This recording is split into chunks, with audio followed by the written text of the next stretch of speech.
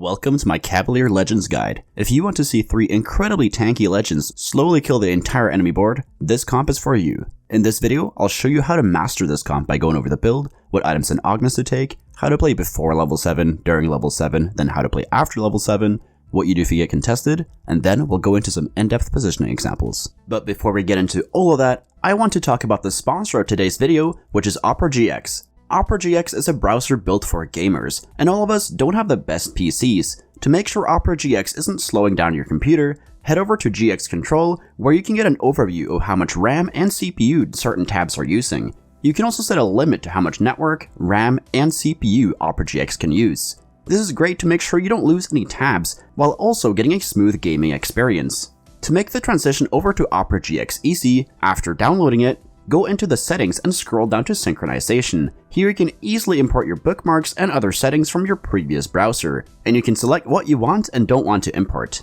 After importing, my bookmarks are ready to go. All extensions from previous browsers like Chrome also work in Opera GX. Here at the Chrome Web Store, select any extension and add it to Opera. And just like that, I got Volume Master up and running. Lastly, if you use my referral link to download Opera GX, head on over to the GX corner, where my latest videos will show up and they will be easier to access than ever, so please use my referral link down in the description or in the pinned comment to download Opera GX today. This is a slow roll comp, meaning we're rolling down to 50 gold every single turn for 3-star units. We will be slow rolling at level 7 with this board. Here, we're running all 3 legends with Volibear as the main carry. We add in Swain and Lee Sin for 3 Dragonmancer to make Volibear stronger, and 2 Tempest helps Ornn deal more damage and repeat cast more often. Lastly, we add in 3 Cavaliers that will get sacrificed to Volibear and Ornn, and we sacrifice Swain to Anivia as we don't have space to add in a 3rd Cavalier at level 7. You will slow roll with this board until you hit at least Volibear 3-star. You also want to 3-star Anivia as well, but that can also be done at level 8. Once you hit 3-star Volibear, level up to 8 and add a Nunu for 3 Cavaliers. And once you hit Yasuo, you want to replace Swain with him as well. I'll talk more about how we can change our level 7 and 8 boards based on our augments, as well as what we add in at level 9 later in the video. Volibear is the primary carry for this comp, so we prioritize making items for him first. His itemization is very strict, and his core items are Rageblade and QSS. Rageblade allows Volibear to take advantage of his tankiness and to keep attacking for a long time to stack up his attack speed. QSS is there to make sure he can keep attacking, and the dodge chance from this item synergizes greatly with the huge amount of HP he gets. The 3rd item for Volibear wants to be a healing item. BT is the best one by far, as it gives him a giant defensive shield. Hodge and Gunblade can also work, but they are worse than BT. Here are the only viable final builds for Volibear. After we have itemized Volibear, we want to itemize Ornn with Sunfire. This is because we have very long fights in this comp, and the Sunfire will actually deal a lot of damage, and it will make sure that Volibear can take down enemies. Once you have 3 items on Volibear and Sunfire on Ornn, you want to build 2 more tank items on Ornn or make items for Anivia. The other 2 tank items Ornn wants are Stoneblade, Warmogs, Redemption, Bramble, Dragon's Claw, or Titans.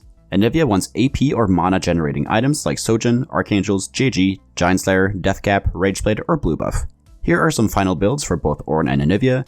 You make whichever you can out of the extra Ornn and Anivia items, but remember that 3 items for Volibear and Sunfire on Ornn is core for this comp. If you get a spatula, you want to make Cavalier Spat. This is a great tank item on Ornn, and it's also fantastic to put on either Lee Sin or Yasuo as well. Dragonmancer Spat also works. In that case, you can drop Swain for a Cavalier at level 7, and then add in another Cavalier at level 8. The best augments to take for this comp are Big Friend, Cavalier Heart or Emblem, Celestial Blessing, Cybernetic Shell, Electro Charge, First Aid Kit, Makeshift Armor, Preparation, Second Wind, Triforce, Ascension, Calculated Loss, Eye of the Storm, Inspire, Last Stand, Three's Company, Trade Sector, and Cavalier Unity. I mentioned a lot of augments there, and the best ones out of those are Electro Charge, First Aid Kit, Makeshift Armor, Triforce, Ascension, and Cavalier Unity. The carousel priority for this comp is Sword, Bow, Cloak, then Belt. From there, we can find some of the Cavaliers and 3 costs in the early game, so the best opener is obviously to hit an early Volibear with Dragonmancer, Cavaliers, or 3 Shimmer Scale. Other options that also work are any backline carries with a Cavalier frontline like Swift Shots, or Warriors with Yone. Once we have our opener, we need to make items. But since this comp is very reliant on Rageblade, QSS, and Sunfire, we can't slam any items that use Bow, Rod, Cloak, Glove, Chain, and Belt. We are essentially left with no options in that case besides some AP items for Anivia. Because of this, we will rarely be too strong to win unless we can make Rageblade, QSS, BT, or Sunfire in the early game. Since we are slow rolling at level 7, the goal is to be level 7 on 4-1 with at least 50 gold or more, so we can play the early game however we want in terms of economy management. If I can slam items and push for a streak, then I'm willing to level aggressively, but most of the time I play for a loss streak with this comp and then look to roll more once I hit level 7. Another note about the early game is that I like to pre-level to 4 on stage 1-4. This is so we can get access to 3-cost units in our shop already on stage 2-1. Finding an early Volibear or Anivia makes our game a lot easier. If you want to learn more about how to play the early game, check out my guide where I go in depth on that subject. At the Krugs round, you should have more direction towards a comp, and the general requirements to play CavaLegneds is to have one component for QSS and one component for Rageblade. You also want to have a Cavalier or Dragonmancer frontline to make it easier to transition into the level 7 board later. Much like the early game, we can play the mid game aggressive or passive. If you are win streaking from Krugs, you can level to 6 on 3-2, and even level to 7 on 3-5. You can also roll at both of these stages to maintain the streak, but note that the goal is to be level 7 with 50 gold or more on stage 4-1, so don't dig too deep. If you are loss streaking, your strategy depends on how much gold and HP you have. What I do most often is to loss streak in the early and mid game until stage 3-5, where I will level to 7 and roll for the level 7 board of the comp. If that is too expensive, then just focus on saving HP until stage 4-1. Once you are level 7 on stage 3-5 or 4-1, we ideally want to get up to 50 gold and start slow rolling. But first, we have to do a checkup on our HP. If we are low, typically 60 to 50 or lower, we need to roll down to stabilize. The goal is to hit this board with Volibear 2-star, but sometimes you can get away with being weaker depending on how strong the other players are. You run Lilia over Hecarim until you hit him, and you don't always need to hit Ornn in order to be stable, although hitting him gives you a big power spike. Once you start slow rolling, your 3-star priority is Volibear and Anivia. Don't go for anyone else. Ornn is too expensive and too unlikely, while Nunu and Lee Sin are too expensive and don't provide enough value for it to be worth it. You will slow roll until you hit Volibear 3-star, and once you do, go to level 8. Hold on to the rest of the Anivias you have on the bench, as we can often 3-star her at level 8.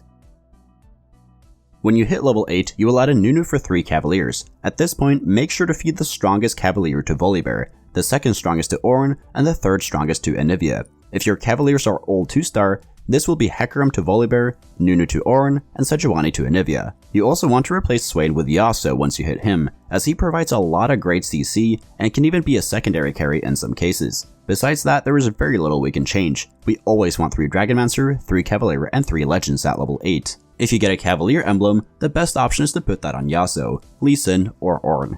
But you can also drop Nunu, put the emblem on Lee Sin, and feed him to the Ornn instead. Then add in Bard or Soraka for more utility to your team. There aren't any better Bruisers or Dragonmancer to replace them with, so that is the only thing we can change. Therefore, this comp is very linear and easy to play in terms of the build. If you get to level 9, you add in Lilia for 4 Cavaliers if you need more tankiness on the Legends, or you add in Bard or Soraka for the added utility. If you get contested, what you do depends a little on how you get contested. You can get contested by somebody else playing the same comp, or you can get partially contested by somebody else playing Volibear or Anivia in another non-reroll comp. If you get partially contested, you need to see what comp the other person is playing. A lot of the time, they will just be using a 2-star Volibear or Anivia. In that case, we are in a less favorable position, but we can definitely still hit Volibear and Anivia 3-star. Pay attention to their board though, because if they start holding more Anivias or Volibears than they need, then you're getting full contested. If that is the case, things are not looking great. You have 2 options from there. The first one is to use Volibear as an item carrier and then pivot into another comp. The best one to transition into is Bruiser Siphon or Guild Saya, as they use almost identical items and similar units. The second option is to contest, but know that you will most likely go 7th or 8th if you do this. To do this, you need to be farther ahead than your contester, and you also need to be constantly checking how close the other player is to hitting Volibear 3-star. If they're starting to get close, you have to roll down in order to hit before them. Before we go into general and in-depth positioning, we need to talk about the important units we're running. Volibear's spell is basic. When he ults, he gets damage and HP, and the lightning strike hits 4 additional enemies. The text doesn't specify which 4 units they are, therefore it's most likely random or the closest 4. Ornn targets the farthest away enemy on his first cast, then knocks it onto another distant enemy on the second cast. Again, it's not specifying what a distant enemy is, but I would assume that any champion that is more than 3 hexes away counts as a distant enemy. Anivia targets her current target. Nothing complex here, but we want her to target the same targets as Volibear, since he deals magic damage. The MR Shred from Anivia will help Volibear get through the team faster. The Cavaliers get eaten by Legend, so not much to talk about there, so let's instead move on to general positioning, which looks like this. The Cavaliers get eaten, so the board looks like this at the start. Here Auron is in the middle and will be taking most of the damage coming from the right side of the map. Lee Sin is on the other corner to tank the damage coming from the left side. This way, we keep Yasuo and Volibear safe from most of the initial aggro. Anivia is positioned in the backline, but also to target the same units as Volibear to shred the MR of his targets. Now let's move on to some in-depth positioning examples. I will not include the Cavaliers in these examples as they will always be eaten by the Legends. Against the first guy, the big threat is Corki. Lee Sin is positioned to kick the Idas into the backline. Auron is positioned on the opposite side of the Corki to slow his attack speed. Yasuo is positioned to walk down to the enemy backline. Volibear is positioned to walk down to the Lulu and get into Corki's face. Anivia is positioned close to Volibear to hopefully ult the same targets as him. Against the second guy, the big threat is Varus. Auron is positioned to tank most of the damage from the swift shots, and he is also positioned closely to them to make sure they get less attack speed from their trait. Yasuo is behind him to not take initial aggro and to also dash into the backline. Lee Sin is tanking the middle, and Volibear is positioned on the other side to stay safe from the swift shots. Against the third guy, the big threat is Deja and Yasuo. Auron is positioned to tank the damage from Deja. Lee Sin is positioned to kick away the enemy Yasuo. Our Yasuo is positioned in the backline to hopefully target the enemy Yasuo when it dashes over. Anivia is positioned to deal damage to the entire enemy frontline. Thank you so much for watching. If you learned something, please leave a like and subscribe to the channel. If you want a cheat sheet for this comp or other ones, consider becoming a patron or a YouTube member. And if you want to get better at TFT, join the Discord. We got over 9,000 other players there who are hungry to climb. And if you want to get coached by me, the information is over on the Discord server as well. So take care and see you in the next video.